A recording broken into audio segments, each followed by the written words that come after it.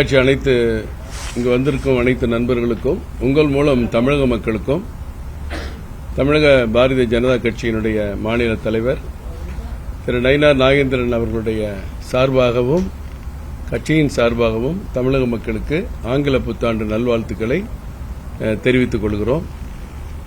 இன்றைக்கு இரண்டு முக்கியமான கருத்துக்களை தெரிவிப்பதற்காக தாங்கள் இங்கே அழைக்கப்பட்டிருக்கிறீர்கள்.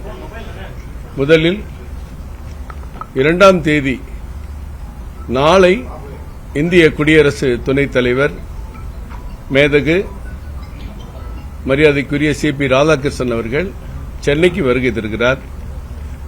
காலையில் தனியார் மருத்துவக் கல்லூரியில் நடக்கும் பட்டமளிப்பு விழாவில் டாக்டர் எம்ஜிஆர் மருத்துவ பல்கலைக்கழகத்தினுடைய பட்டமளிப்பு விழாவில் பங்கேற்று அதை முடித்த பிறகு மாலை 4 மணி அளவிலே கலைவாணர் அரங்கத்திலே நடைபெற இருக்கிற அவருக்கான பாராட்டு விழாவில் பங்கேற்க இருக்கிறார். இந்த விழாவை பாரத ரத்னா டாக்டர் எம்ஜிஆர் அறக்கட்டளையின் சார்பாக நடத்தப்படுகிறது. திரு ஏசி சண்முகம் அவர்கள் அதனுடைய நிர்வாக அரங்காவலராக இருக்கிறார். அந்த விழாவிலே தமிழகத்தில் இருக்கக்கூடிய சென்னையில் இருக்கிற பொதுமக்கள் அனைவருமே திரளாக கலந்து கொள்ள ஏற்பாடு நடைபெற்றுக் கொண்டிருக்கிறது. அதேபோன்று வருகிற 4ஆம் தேதி மாலை 5 மணி அளவில் புதுக்கோட்டை காரைக்குடி பைபாஸ் சாலையில் அரசு ஐஐடி அருகே இருக்கிற மிகப்பெரிய பிரம்மாண்ட திடலில் மத்திய உள்துறை அமைச்சர் மாண்புமிகு மரியாதைக்குரிய அமித்ஷாஜி அவர்கள் பங்கேற்க இருக்கிறார்கள். அங்கே விழாவிலே உங்களுக்கெல்லாம் தெரியும், மாநில தலைவர் திரு நயினார் நாகேந்திரன் அவர்கள் தமிழகம் தலைநிமிர தமிழனின் பயணம் என்ற பயணத்தை தொடர்ந்து அக்டோபர் 12 இருந்து நடத்தி கொண்டிருக்கிறார்கள். ஏறத்தாழ 52 இடங்களிலே இந்த யாத்திரை நடைபெற்று அதனுடைய நிறைவு விழா புதுக்கோட்டையில் வருகிற 4ஆம் தேதி நடைபெற இருக்கிறது. அந்த விழாவிலே தான் மாண்புமிகு உள்துறை அமைச்சர் அவர்கள் கலந்து கொண்டு இந்த விழாவிலே பங்கேற்ற மக்களுக்கு, மாநில தலைவருக்கு, அதற்குரிய பணிகளில் ஈடுபட்ட அனைத்து நிர்வாகிகளுக்கும் வாழ்த்துதலை வழங்க இருக்கிறார். அதேபோன்று அரசியல் காலகட்டத்திலே இன்றைக்கு அவருடைய உரை மிகவும் எதிர்பார்க்கப்படக்கூடிய ஒரு உரையாக இருக்கிறது. அதற்கு தமிழகத்திலிருந்து புதுக்கோட்டை, திருச்சி, சிவகங்கை மாவட்டங்களிலிருந்து ஏறத்தாழ 2 லட்சம் பேர் பங்கேற்பதற்கான ஏற்பாடுகள் அங்கே நடைபெற்றிருக்கிறது. வெளியூரில் இருந்து குறைவான எண்ணிக்கையில் நிர்வாகிகள் பங்கேற்றாலும் அந்த பக்கத்தில் இருக்கிற மாவட்ட நிர்வாகிகள் 2 லட்சம் பேர் அளவிலே பங்கேற்கக்கூடிய ஒரு மிக பிரம்மாண்டமான விழாவிலே இந்த புதுக்கோட்டை விழா நடைபெற இருக்கிறது. அதற்கான ஏற்பாடுகளை மாநில தலைவர் அவருடைய வழிகாட்டுதலின்படி அங்கே இருக்கிற இந்த யாத்திரையினுடைய பொறுப்பாளர் திரு பொதுச் செயலாளர் கருப்பு முருகானந்தம் அவர்களும், புதுக்கோட்டை மாவட்ட தலைவர் ராமச்சந்திரன் அவர்களும், அதற்கு அடுத்த நாள் 4ஆம் தேதி நிறைவு விழா முடிந்த பிறகு அதற்கு அடுத்த நாள் காலையிலே திருச்சியிலே தங்கியிருக்கக்கூடிய அவர் ஸ்ரீரங்கம் கோவிலுக்கு சென்று ஸ்ரீரங்க பெருமாளை தரிசனம் செய்துவிட்டு நேரடியாக மன்னார்புரம் ராணுவ திடலில் ஏறத்தாழ 2000 பெண்கள் பொங்கல் வைக்கக்கூடிய மோடி பொங்கல். இந்த மோடி பொங்கல் என்பது எங்கள் கட்சியிலே மண்டல் வாரியாக நடத்த சொல்லி இங்க இருக்கிற நிர்வாகிகள் எல்லாம் ஆளுக்கு ஒரு பகுதியிலே அந்த மோடி பொங்கல் விழாவை நடத்தி கொண்டிருக்கிறோம். அதில் பிரம்மாண்டமான ஒரு விழாவாக மாண்புமிகு உள்துறை அமைச்சர் அவர்கள் கலந்து கொள்ளக்கூடிய அந்த பொங்கல் விழா 2000 பெண்கள் பொங்கல் வைக்கிற ஒரு நிகழ்ச்சி. அங்கே கிராமிய கலை நிகழ்ச்சிகள் இடம்பெறும். நமது தமிழ் கலாச்சாரத்தை எடுத்துக்காட்டுகிற பல்வேறு நிகழ்ச்சிகள் அங்கே இடம்பெற இருக்கிறது. அந்த விழாவிலே அவர் சரியாக ஒரு 11 மணி அளவிலே அங்கே வந்து பங்கேற்று அந்த பொங்கல் விழாவிலும் அவர் சிறப்புரை ஆற்றுகிறார்.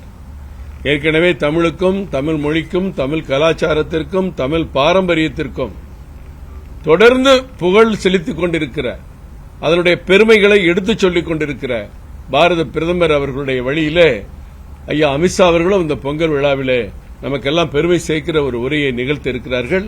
அதை முடித்துவிட்டு அவர் நேரடியாக டெல்லி செல்கிறார்கள். இதற்கான ஏற்பாடுகளை அந்த பகுதி நிர்வாகிகள் சிறப்பாக செய்து கொண்டிருக்கிறார்கள்.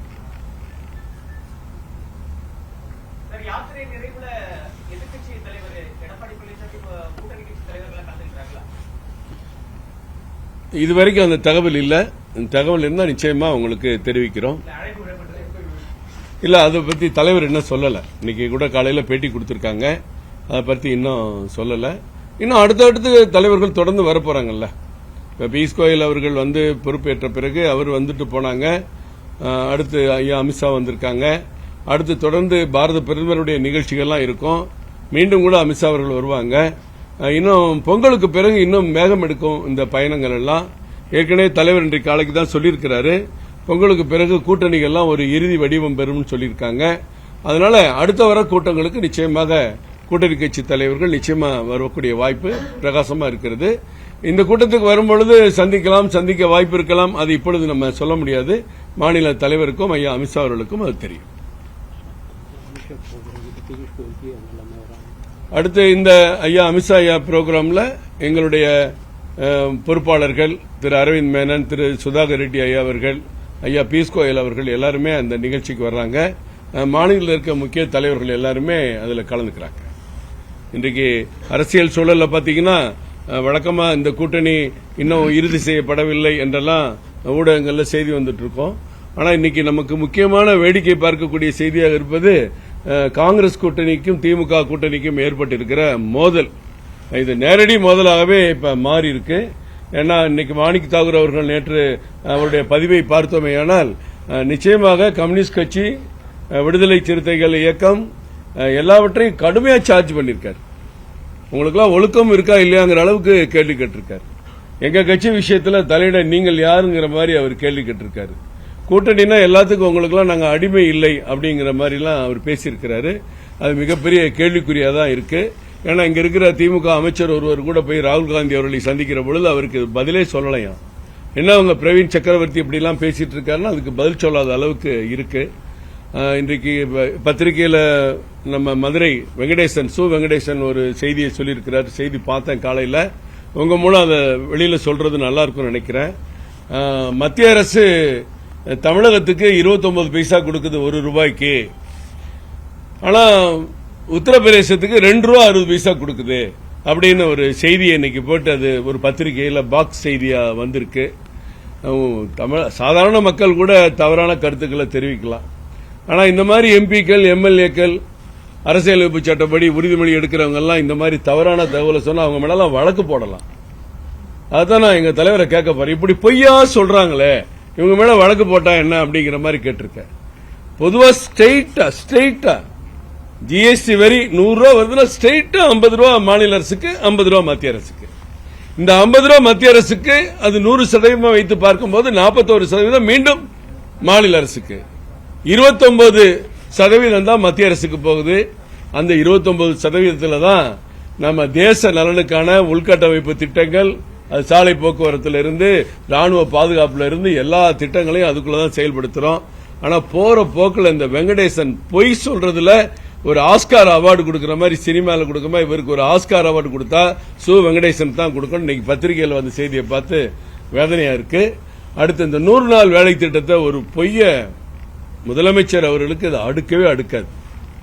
கிராமங்கள் தோறும் நீங்க மக்கள்கிட்ட போய் கேட்டீங்கன்னா உங்களுக்கு 100 நாள் வேலை திட்டத்தை ஒழித்து கட்டிவிட்டோம் அப்படிங்கிற ஒரு பொய் பிரச்சாரத்தை இன்றைக்கு முதலமைச்சர் முதற்கொண்டு கூட்டணி கட்சி தலைவர்கள் எல்லாம் பேசுறாங்க. அந்த கூட்டணி திராவிட மாடல் கூட்டணி கட்சி தலைவர்கள் இது அபாண்டமான பொய். ஏழை எளிய மக்களுக்கு 100 நாள் சம்பளம் கிடைத்தது, 25 நாள் கூடுதலாக பாரத பிரதமர் நரேந்திர மோடி கொடுக்கிறார். அந்த வேலைக்கான உத்தரவாதத்தை 100 நாளில் இருந்து 125 நாளாக உயர்த்தி கொடுக்கிறார். அதை பொறுக்க முடியாமல் எங்க ஏழை பாளைகள்லாம் 100 நாள் சம்பளம் 125 நாள் கிடைக்குது அப்படின்னு பாரத பிரதமருக்கு எல்லாம் ஆதரவு கொடுத்துருவாங்கிற அந்த கெட்ட எண்ணத்தோட இதை கெடுக்கிறவங்க, எதுக்குறவங்க, அப்ப முதலமைச்சர் சொல்லட்டும், தமிழ்நாட்டுக்கு 100 நாள் வேலை திட்டமே போதும், 125 நாள் வேண்டான்னு முதலமைச்சர் சொல்ல முடியுமான்னு பத்திரிகைகள்லாம் நீங்க அவரை கேள்வி கேட்கணும். இரண்டாவது, இந்த ரயில் நிலையத்தில் திருத்தணியில் நேற்று மறுபடியும் அந்த ஜமால் என்ற சகோதரரை போதை ஆசாமிகள் அடித்து கீழே சாய்ப்பது ஏதோ சினிமா காட்சி போல வீடியோ வந்திருக்கு. ஏற்கனவே சூரஜ் நடந்த கொடுமை, தாங்க முடியாத கொடுமை. அந்த சிறுவர்களும் போதையில தான் இருந்தாங்க. நேற்று குடியாத்தம் பக்கத்தில் 75 கிலோ கஞ்சா கடத்திட்டு போறத வண்டியில பிடிச்சிருக்கிறாங்க.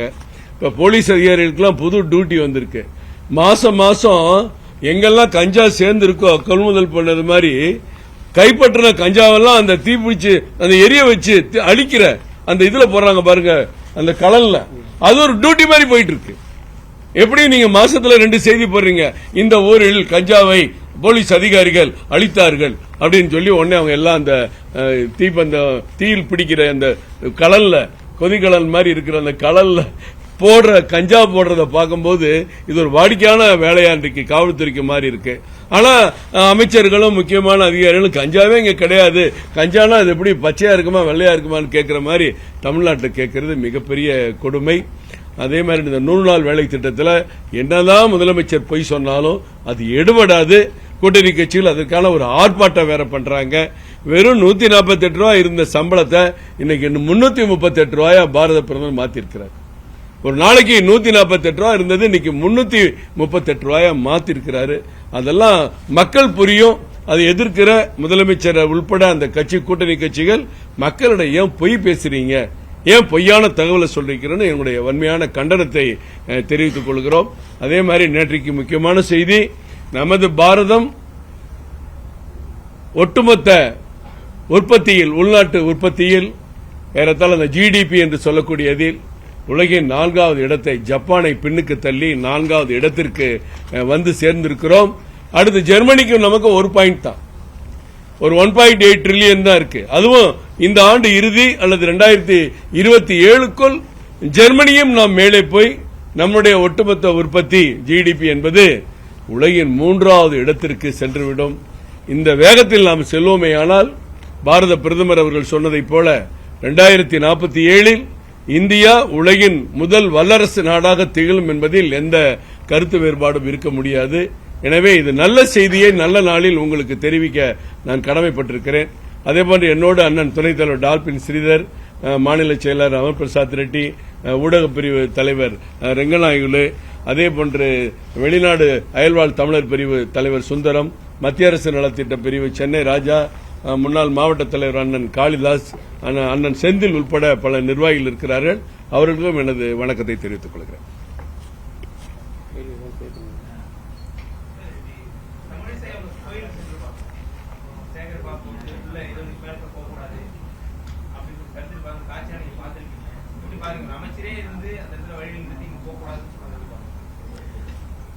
சாதாரண விஷயம். இந்த ஊடகத்தில் எவ்வளவோ நாட்டில் 100 நாள் வேலை திட்டத்தை பிரதமர் 125 நாளா 1/4 உயர்த்தி இருக்காரு. அதெல்லாம் நம்ம பெருசா எடுக்க மாட்டோம். அவங்களுக்கும் அவருக்கும் ஒன்றும் பெரிய உள்வீட்டு சண்டை இல்லை.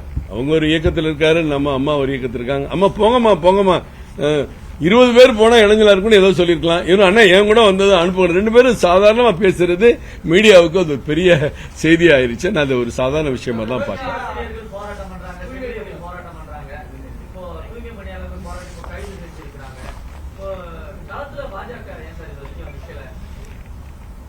இடைநிலை ஆசிரியர் போராட்டத்துக்கு தொடர்ந்து ஆதரவு கொடுக்கிற இயக்கம் பாஜக. நானே ஏறத்தாழ ஒரு 4 போராட்டங்கள்ல போய் பேசியிருக்கிறேன். இப்ப அவங்க போராட்ட வியூகங்களை மாத்திருக்காங்க. தமிழ்நாடு அரசு அனுமதி கொடுக்க மாட்டேங்குது, முதல்ல வெளியூர்ல இருந்து வர்றவங்களை தடுக்குது. இந்த தமிழ்நாடு அரசு போராட்டத்துக்கு எதிரான அவங்களுடைய ஜனநாயகத்தினுடைய உரிமையை தடுக்குது தமிழ்நாடு அரசு. அதனால அவங்க எந்தவித திட்டமிடல் இல்லாம ஒன்று கூடுறாங்க, போராட்டம் தெரிவிக்கிறாங்க. பத்திரிகையாளர்களுக்கு தெரியுது, நீங்க போறீங்க, அவங்க செய்தியை வெளியில மக்களுக்கு கொண்டு வர்றாங்க. இது நல்லா தான் இருக்கு. அவங்களுடைய உணர்வுகள் எல்லாம் இன்றைக்கு தமிழக மக்கள் கொஞ்சம் கொஞ்சமா வருது. அது செவிலியர்களா இருக்கட்டும், இடைநிலை ஆசிரியர்களா இருக்கட்டும், தூய்மை பணியாளர்களா இருக்கட்டும், எல்லா போராட்டத்துக்குமே நாங்கள் ஆதரவு கொடுத்திருக்கோம். எல்லா போராட்டத்திலுமே கலந்திருக்கோம். ஒவ்வொரு போராட்டத்திலையும் போய் நிக்கணும் இல்ல, எல்லா போராட்டத்துக்கும் எங்க தலைவர் அறிக்கையும் கொடுத்திருக்கிறார். அதனால எல்லாத்துக்கும் ஆதரவு இருக்கு. அவங்க திமுக சொல்லுவாங்க வழக்கமா, சொல்வதையும் செய்வோம் சொல்லாததையும் செய்வோம்னு முதலமைச்சர் பலமுறை பேசியிருக்கிறார். இப்ப அவங்க என்ன கேட்கிறாங்க, நீங்க சொன்னதை செய்யுங்கயான்னு கேட்கிறாங்க. ஆனா அவர் செய்ய மறுக்கிறார். எல்லார் கையிலையும் ஒரு போர்டு 311 நிறைவேற்று, 287 நிறைவேற்று, 356 நிறைவேற்றுன்னு தேர்தல் அறிக்கையில உங்க அந்த சரத்தை எடுத்து பாருங்க. 356 செவிலியர்கள் எல்லாம் நீங்க நியமனம் எல்லாத்தையுமே நிரந்தரமா நியமனம் பண்றீங்கன்னு சொல்லியிருக்கீங்க, ஏன் செய்யலாம் கேட்கிறாங்க. இதுக்கு முதலமைச்சர் தான் பதில் சொல்லணும். இன்றைக்கு அதெல்லாம் விட கேவலம் போக்குவரத்து துறையில் இருக்கிற மோசமான நிலைமை இன்றைக்கு வெளிவந்திருக்கு செய்தியா. ஒரு அரசு பஸ் ஓட்டக்கூடிய டிரைவர் அந்த பஸ்ல இருக்க ஹெட்லைட் வெளிச்சம் பத்தல அப்படின்னு டெம்பரவரியா நாங்களே ஒரு லைட்டை கொண்டு போறோம், அங்க போய் வயரை கனெக்ட் பண்ணி லைட்டை முன்னாடி வச்சுக்கிறோம், அந்த லைட் இருந்தா தான் பஸ் பார்த்து கண்ணு தெரியுது அப்படின்னு சொல்லக்கூடிய கேவலம் தமிழ்நாட்டை தவிர எந்த ஊர்லயாவது இருக்குமா? சரி, திருப்பி அந்த லைட் என்ன சார் பண்ணுவீங்க? நான் டிரைவர்கிட்ட கேட்டேன். நாங்க திருப்பி கழட்டிட்டு போயிருவோம். அடுத்த டியூட்டிக்கு வரவங்க அவங்க ஒரு லைட் வச்சிருக்காங்க, டயர்லாம் பழுது, ரிட்டேர் டயரை போட்டு போட்டு ஓட்ட சொல்றீங்க. ஃப்ரண்ட்ல வந்து நல்ல புது டயர் தான் போடணும், புது டயர் கிடையாது பழைய டயரை போட்டு ஓட்ட சொல்றீங்க. இன்னைக்கு கடலூர் ராமநாதபுரத்துல 10 பேர் இறந்தாங்க விபத்துல, அதை பத்தி யாருமே பேச மாட்டேங்கிறாங்க. பிரேக் பிடிக்கல, லைட் கிடையாது, மழை ஒழுகுது, படிக்கட்டு உடஞ்சு கிடக்கு. ஆனா ஒரு 100 ஏசி பஸ் புதுசா வந்தா மட்டும் முதலமைச்சர் பச்சை கொடியை காட்டி அனுப்பிக்கிட்டே இருக்காரு. இங்க தேவை பல ஆயிரம் பஸ். போக்குவரத்து துறையில மோசமான நிலைமையில் இருக்கும். 2000 டிரைவர் கண்டக்டர் ஷார்டேஜுங்க, 2000 பேர் டிரைவர் கண்டக்டர் ஷார்டேஜ், 640 பேர் மெயின்டெனன்ஸ் ஆளே கிடையாது. டெப்போல போய் வண்டி நின்னா அதை கிளீன் பண்ணி பிரேக் சரியா இருக்கா, லைட் சரியா இருக்கா பாக்குறதுக்கு ஆள் இல்லைன்னா எப்படி பஸ் விபத்து எல்லாம் ஓடும்? இப்ப பொங்கல் பண்டிகை வருது, சிறப்பு பஸ் 12,000 பஸ் விடுறோம். மொத்தம் எத்தனாயிரம் பஸ் இருக்குன்னு யாராவது ஒரு நிருபர் அவரை கேளுங்களே சிவசங்கரன. தமிழ்நாட்டில் மொத்தம் எத்தனை பஸ்ஸியா ஓடுது? நீ தீபாவளிக்கு இதை அனுப்புறேன், பொங்கலுக்கு 10,000 பஸ் அனுப்புறீங்க, எங்க இருந்து அனுப்புறீங்க? சும்மா வாயில அனுப்புறீங்களா? வாயில வடை சொல்ற மாதிரி நீங்க வாயில சொல்லிட்டு இருக்கீங்களா? நீங்க தான் கேட்கணும். இப்ப ஆம்னி பஸ் வருது சார், இண்டிகோ விமானம் பிரச்சனை சார், இண்டிகோ விமானம் இயக்குறதுல பிரச்சனை. டிக்கெட் பார்த்தா 70,000 80,000 போச்சு. 3வது நாள் மத்திய அரசு உடனே என்ன பண்ணுது? கட்டணத்தை நிர்ணயிக்கிறது. சென்னைக்கு 7,500 ரூபாய், பாம்பேக்கு 3,500 ரூபாய், இத்தனை 500 கிலோமீட்டருக்கு மேல போனா இவ்வளவு இத்தனம் அப்படின்னு நிர்ணயம் பண்றாங்க சார். உடனே எல்லா விமான அந்த நிறுவனங்களும் அதை ஏத்துக்கிறாங்க, கடைபிடிக்கிறாங்க. இப்ப பொங்கல் வருதுல, சிவசங்கர ஒரு அறிக்கை ரெடியா வச்சிருப்பார். என்ன அறிக்கை? ஆம்னி பஸ்களை நான் கடுமையா கண்டிக்கிறேன், நீங்க எல்லாம் வந்து நியாயமான கட்டணத்தை தான் வாங்கணும், மக்களை நீங்க சுரண்டக்கூடாது அப்படின்னு ஒரு அறிக்கை கொடுப்பாரு. நான் திராவிட மாடல் திமுக அரசை கேட்கிறோம், இப்ப நீங்க சார் கவர்மெண்ட் பஸ் ஓடுது மதுரைக்கு 500 ரூபாய் பஸ்ஸா 600 ரூபாய் டிக்கெட்டா? தீபாவளி பொங்கலுக்கு என்ன உயர்த்துறமா? ட்ரெயின் போகுது, தீபாவளி பொங்கலுக்கு எதுவும் உயர்த்துறமா? அரசு ரயில்களை போகும்போது உயர்த்துறமா? கிடையாது. ஆம்னி பஸ் மட்டும் 2 மடங்கு உயர்த்தினா பரவாயில்ல, 3 மடங்கு 4 மடங்கு உயர்த்தும் போது திமுக அரசு ஏன் வேடிக்கை பார்க்குது? நீங்க நிர்ணயம் பண்ணுங்க. மதுரைக்கு 1,500 ரூபாய், திருநெல்வேலிக்கு 2,000 ரூபாய், நாகர்கோவிலுக்கு 2,500 ரூபாய், கோயம்புத்தூருக்கு 2,000 ரூபான்னு அரசாங்கம் நிர்ணயம் பண்றதுல என்ன சார் கஷ்டம் இருக்கு? இப்ப நீங்க நிர்ணயம் பண்ணீங்கன்னா ஆம்னி பஸ் டிக்கெட் புக் பண்றவங்க அந்த கட்டணத்துல புக் பண்ணுவாங்க. இல்லாட்டி பல மடங்கு பல பேர் புக் பண்றதெல்லாம் பிளாக் பண்ணி வச்சுட்டு அந்த நேரத்தில் எவ்வளவு அதிகமா வசூல் பண்ண முடியுமோ அவ்வளவு வசூல் பண்றாங்க. இதெல்லாம் மக்களை சுரண்டக்கூடிய விஷயமா? அரசு சேர்ந்து சுரண்ட விஷயம். எனவே இதெல்லாம் இது போன்ற ஒரு மோசமான நிலை தான் தமிழ்நாட்டில் இருக்கு. இந்த நிலை மாறுவதற்கு நாங்கெல்லாம் போராடிட்டு இருக்கோம். 26ல மக்கள் பதில் சொல்ல தயாரா இருக்காங்க.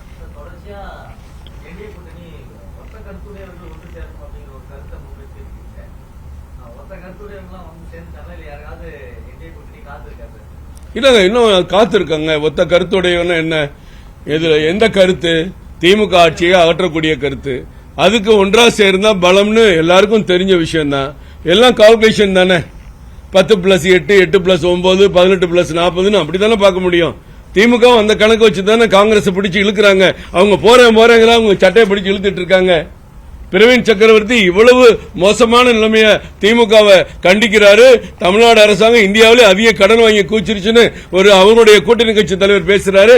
அதை பத்தி அவங்க பேச பயப்படுறாங்களே, அப்படி கெஞ்சுறாங்களே. இப்ப செல்வ பெருந்தை கூட லேசா மீறிட்டாரு.